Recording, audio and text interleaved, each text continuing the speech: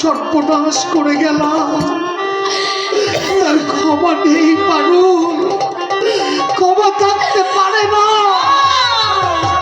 তুমি আমাকে অভিশাপ দাও পারুল, সারা জীবন ধরে এই অসহায় উত্তমকে তুমি অভিশাপ দাও পারুল।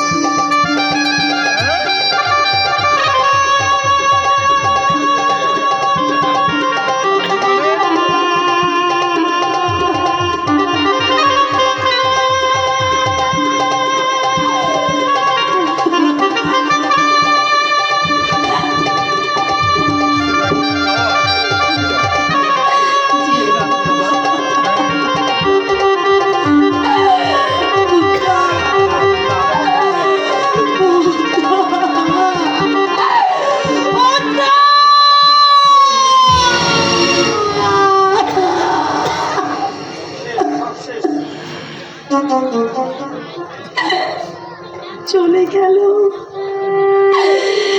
আমাকে ছেড়ে চিরদিনের মতো চলে গেল। সে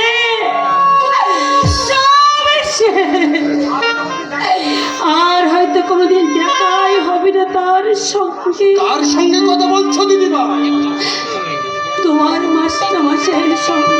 হ্যাঁ, মাস্টারমশাই এসেছেন? কোথায় তিনি? চলে গেছে, আমাকে ছেড়ে সে চিরদিনের মতো চলে গেছে। দিদিমা, সে আজ বিয়ে করেছে, ঘরে তার নতুন বউ। দিলুদা, আমার কাছে শূন্য। দিলুদা, আমার কাছে বাবু শিক্ষিত একজন। দিদিভাই মাথা দিয়ে বসে গেছে। হয়ে গেছে। কই কোথায়? পারুল, পারুল, মামুনি, কি হয়েছে মামুনি?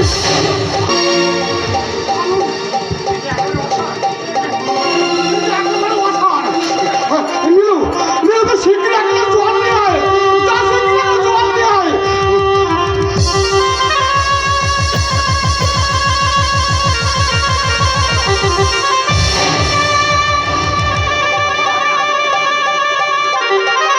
এরকম তো কখনো হয় না।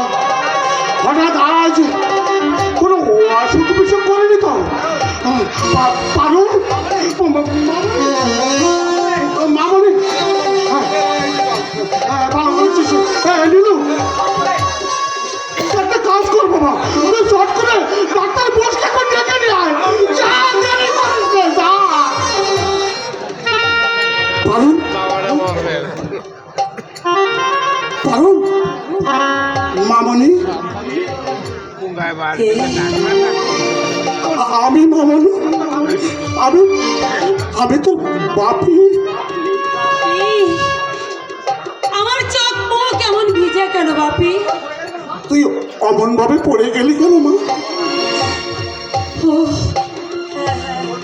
তোর কি শরীর ভালো না?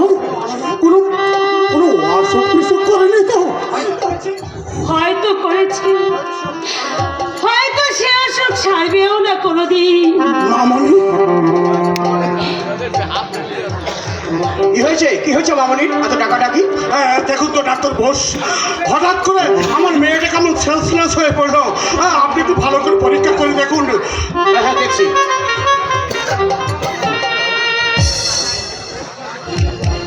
এখানে বসো তো মামনি।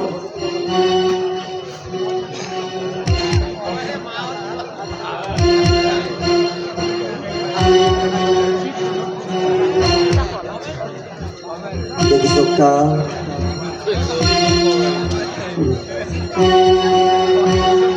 জিভটা দেখি। হ্যাঁ, ডাক্তার বোস, আপনি হঠাৎ চমকাটলে কেন? কি হয়েছে মামনির? এখানেই বলবো। হ্যাঁ, চাকর হলেও নীলকণ্ঠ আমাদের বিশ্বস্ত। তাছাড়া চলেছে আপনার মেয়ে, আমার মেয়ে আপনার মেয়ে মা হতে চলেছে। Never impossible. না না, এ কখনো হতে পারে না, এ কখনো হতে পারে না। আপনার কথা সম্পূর্ণ সত্য বাপি, ভুল করেছি বাপি, আমি মহা ভুল করেছি। জীবনে সেই ভুলের সংশোধন আর হয়তো কোনোদিন হবে না। নিশ্চয় হবে। বল বল, কে তোর সর্বনাশ করেছে? আজ তাকে ধরে এনে আমি আমি তোর সঙ্গে বিয়ে দেব। সে যে অন্য একটা মেয়েকে বিয়ে করেছে বাপি। স্কাউন্ডার! আইনের সাথে আমি তাকে সময়োচিত শিক্ষা দেব। বল বল, মা কি নাম, তার তার বাড়ি কোথায়? বলবো না বাপি, আমি বলতে পারবো না। কেন বলতে পারবি না? কারণ আমি আমি যে তাকে ভালোবাসি বাপি। পারুল! তাই তার কোনো অমর্যাদা আমি সইতে পারবো না। সে তোর সঙ্গে প্রতারণা করেছে। ভালোবাসাকে মহান রাখতে আমি তাকে মার্জনা করলাম বাপি। পারুল! বাপি, কত ফুলই তো দেবতার পায়ে ঠাঁই পাওয়ার আগে ওই মাটিতে ঝরে যায়। সে তো দেবতার দোষ নয় বাপি, সে তো দেবতার দোষ নয়, সে চাই ফুলেরই দুর্ভাগ্য বাপি, পারুল! ফুলেরই দুর্ভাগ্য। পারুল! পারুল, কথা শুনবা?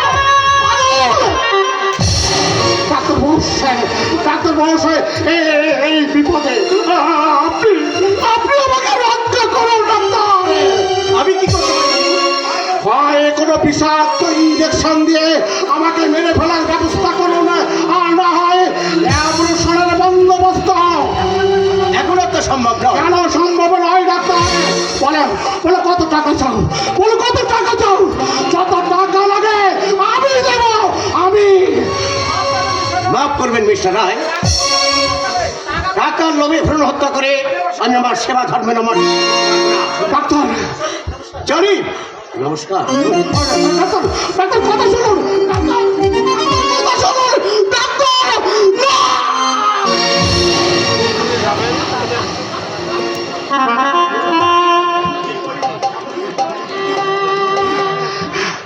এখন এখন কি করি? কথাটা কথাটা প্রকাশ হয়ে পড়লে তখন তখন মুখ দেখানো ভার হয়ে যাবে। এখন এখন আমি কি করি? এখন নীলু, আগে বলুন করতে এই হতো বাজা, তুই তুই দাঁড়িয়ে দাঁড়িয়ে চোখে জল ফেলছিস। আপনার চশমার ভিতর দিয়েও তো জল গড়ি পড়ছে করতে পারবো। হ্যাঁ রে, হ্যাঁ।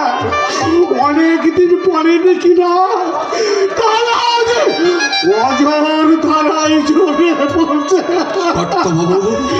সেই কবে কেঁদেছিলাম পারুলকে 5 বছর রেখে, যখন তোর কর্তাবা মারা গেল।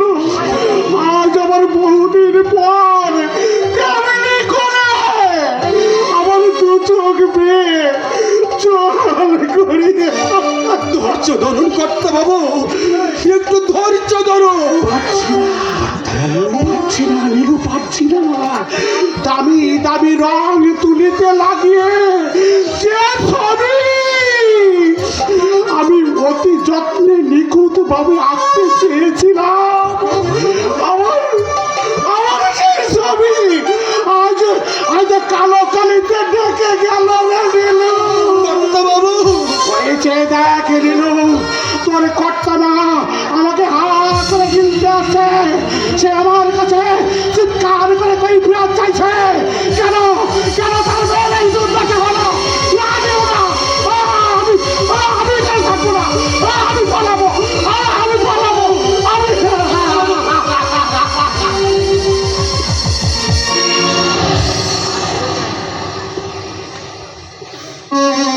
আমি দোষী, আমি পাপি। আমি যদি সেদিন ওই মাস্টারকে এই বাড়িতে ঢুকতে না দিতাম, আজ এত বড় অঘটন করতো না। তুমি আমায় মৃত্যু দাও ঠাকুর, তুমি আমায় মৃত্যু দাও।